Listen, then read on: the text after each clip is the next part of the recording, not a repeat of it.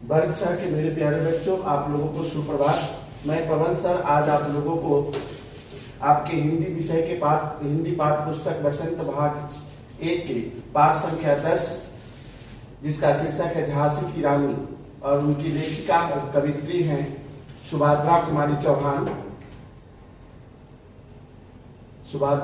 चौहान। मेरे प्यारे बच्चों, इससे पहले वाले वीडियो में हम इस पाठ के एक भाग आप लोगों को बता दिए हैं।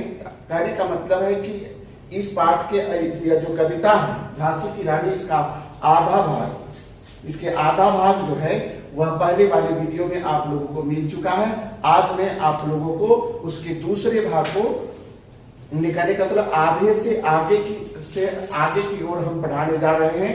और आप लोग ध्यानपूर्वक अपने अपने पाठ पुस्तक निकाल के पाठ संख्या 10 में पृष्ठ संख्या 73 निकाल के देखेंगे, जहां से हम दूसरे पद्यांश से पढ़ के उसका अर्थ अपने शब्दों में बताते हुए मैं जा रहा हूं। लेकिन उस पाठ शुरू करने से पहले मैं आप लोगों को यह बात बता दूं कि इस पाठ में कुछ आए हुए कठिन शब्द है जिसका अर्थ मैं अभी आपको बता देता हूं, जिसे आप अपने अभ्यास पुस्तिका में लिख लेंगे और इसे याद करेंगे। और यह कठिन शब्द आपको इस कविता के अर्थ समझने में सहायता करेगा। मेरे प्यारे बच्चों, सबसे पहले देख रहे इस पाठ के कुछ कठिन शब्द हैं उसको। पहला है चेती, जिसका अर्थ होता है जागृत हो गई।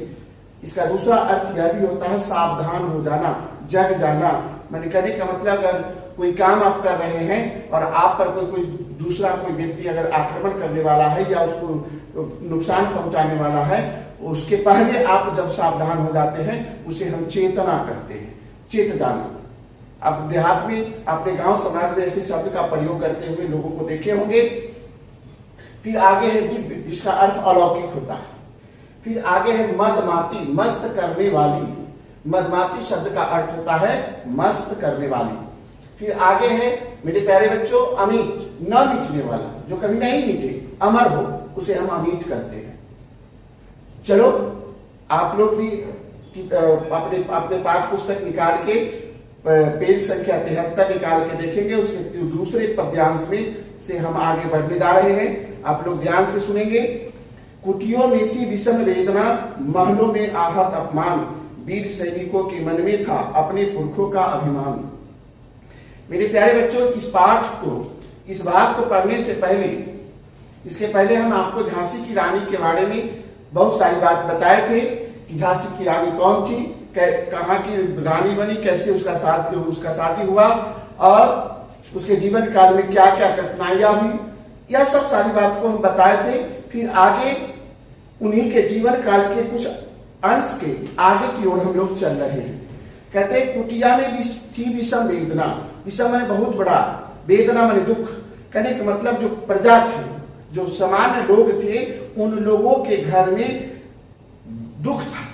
दुख क्या चीज का था यह आप लोग जानते हैं कि हमारे देश पर अंग्रेजों का शासन था और वह शासन हम लोगों को इतना तबाह कर रहा था, तंग कर रहा था। वह शासक जिससे जीना दुर्लभ हो गया था। इसीलिए सब हम भारतीयों ने मिलके अब उस अंग्रेज शासन के खिलाफ अपने देश उस शासन को हटाने के लिए और अपने देश को आजाद कराने के लिए शंखनाद कर चुके थे। कहते हैं कि कुटियों में थी विषम वेदना, महलों में आहत अपमान। कहने का मतलब कि छोटे छोटे घर में, गांव समाज में, गांव में जो थे प्रजा के जो लोग थे, जो सामान्य प्रजाजन थे, राजघरानाओं के छोड़ के, उनके मन में भी बहुत मन में क्षोभ था उस अंग्रेज के प्रति। उसके जो भ्रष्टाचार था, उसके द्वारा जो शासन किया जा रहा था, उसके शासन करने की जो तौर तरीका था, उसके प्रति लोगों का बहुत ज्यादा वेदना थी, दुख था। महलों में आहत अपमान, और राजमहल में जहां राजा का घर है उसमें राजा लोग अपने आप को अपमानित महसूस करने लगे थे।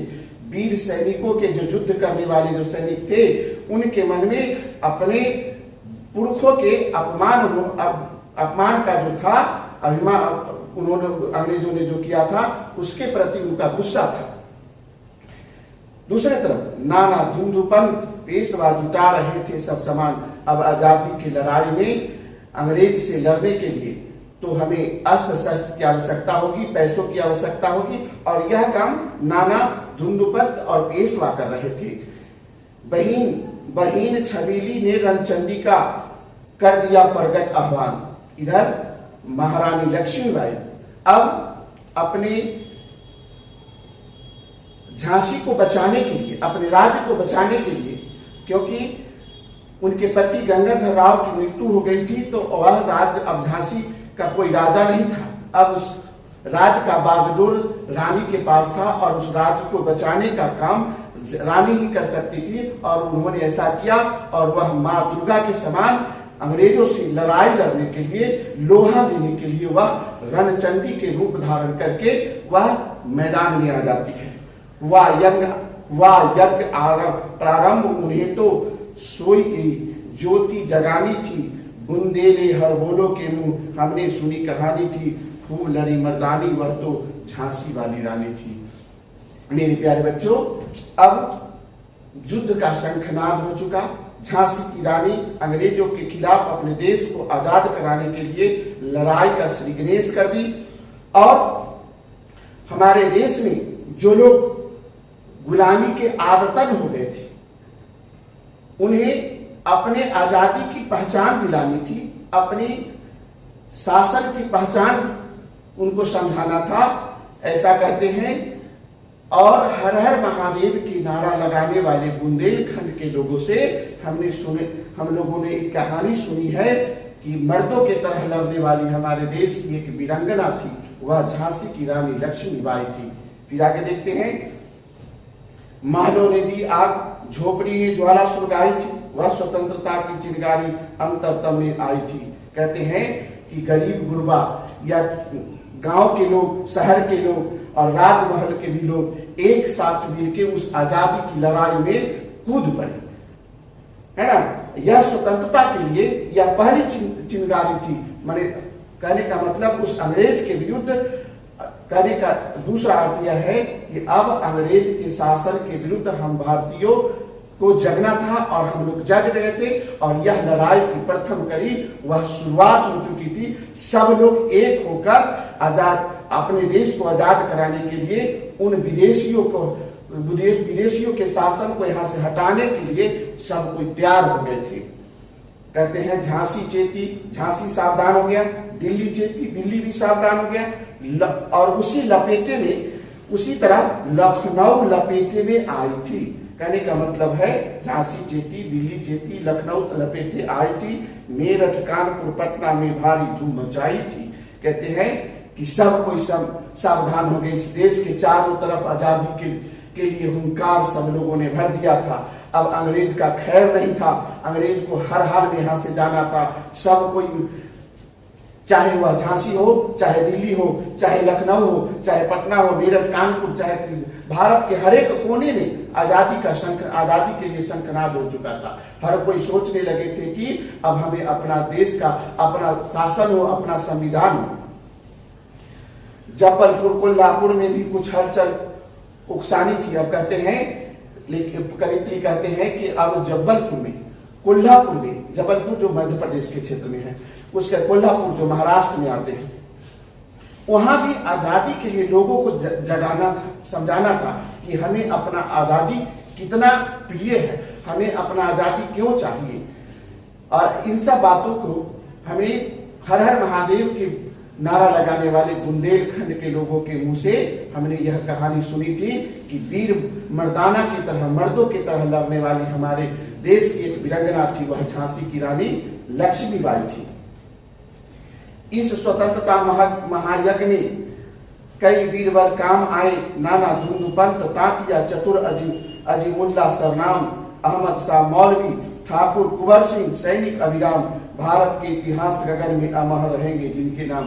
कहते हैं आजादी की इस लड़ाई में जब रानी झांसी की रानी लक्ष्मीबाई ने अंग्रेज के विरुद्ध लोहा लेना शुरू कर दी और उसे अपने देश को आजाद कराने के लिए प्रण ले लिए, मैदान में आ गए, तो उस कर्म में हमारे देश के बहुत सारे स्वतंत्रता सेनानी, वीर, महावीर को मौत हो गई।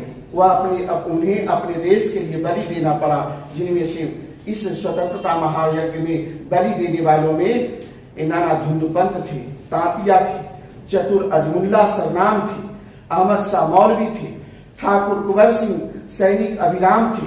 यह हमारे देश के स्वतंत्रता संग्राम के इतिहास में इनका नाम कभी मिटने वाला नहीं होगा। इसे हमारे आने वाले वंशज जो होंगे, हमारे जो नई पीढ़ी जो होगी, वह उनके नाम को पढ़ के, उनको जानकर, उनकी गाथा को सुनकर अपने आप को बड़ा भाग्यशाली समझेगा, कहेगा कि हम भी इस देश की मिट्टी, उस देश के मिट्टी में जन्म लिए हैं जहां ऐसे वीर लोग जन्म लिए हैं जिन्होंने अपने देश की आजादी के लिए अपनी बलिदान दे दी।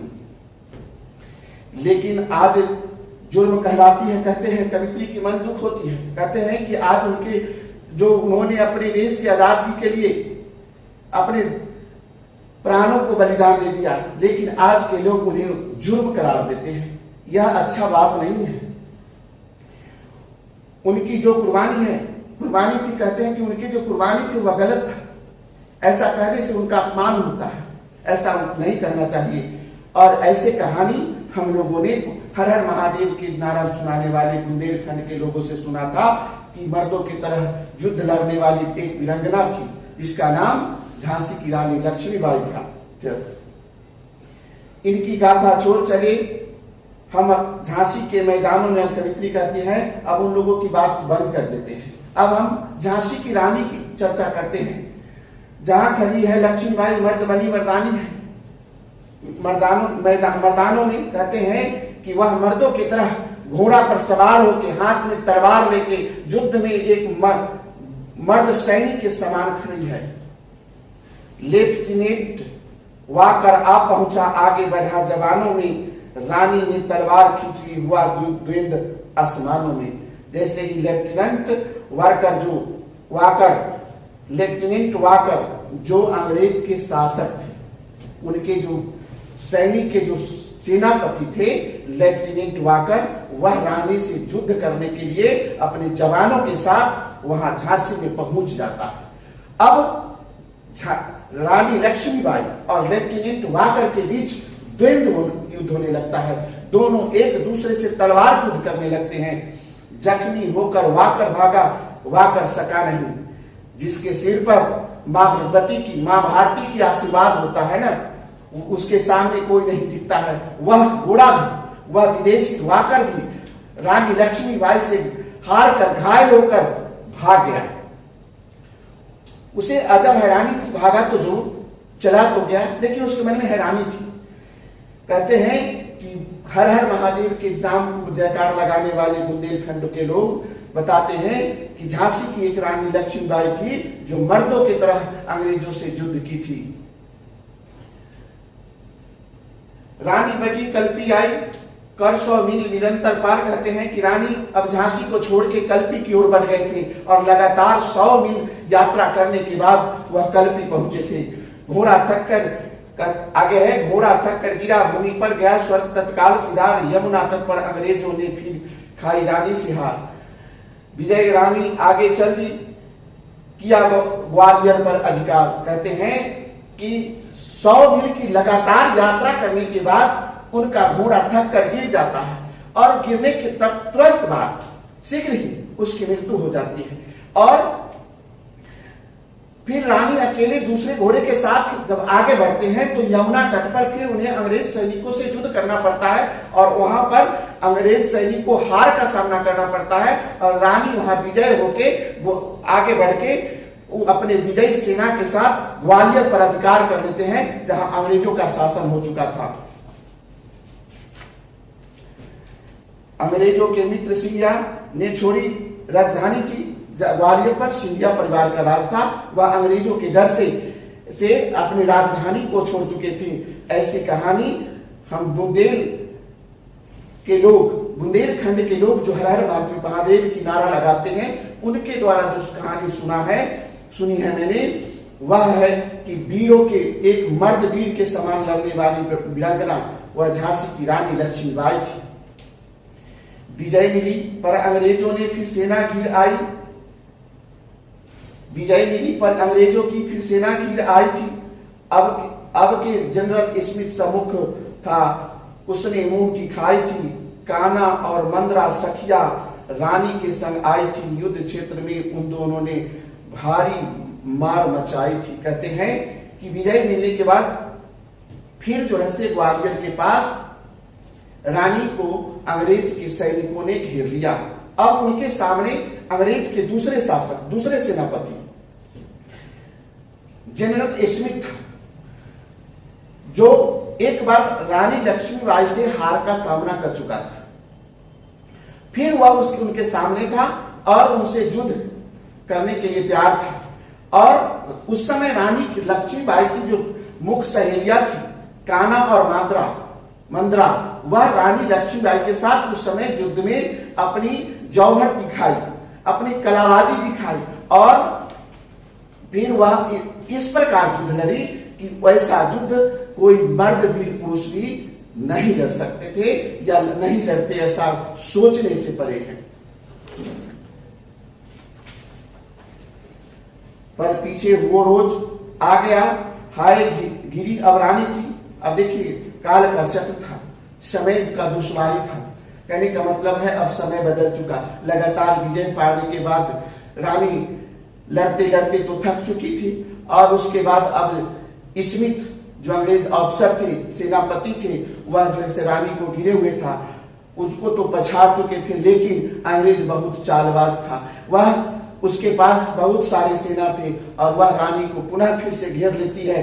अब वह रानी थक चुकी थी और ऐसी बात रानी लक्ष्मीबाई की अमर की रीति हमने हर हर महादेव के नारा लगाने वाले बुंदेलखंड के लोगों से सुना है कि मर्दों के तरह युद्ध करने वाली हमारे देश की एक वीरांगना थी जिसका नाम झांसी की रानी लक्ष्मीबाई था। बुंदेले हर बोले के मुंह हमने सुनी कहानी थी, खूब लड़ी मर्दानी वह तो झांसी वाली रानी थी।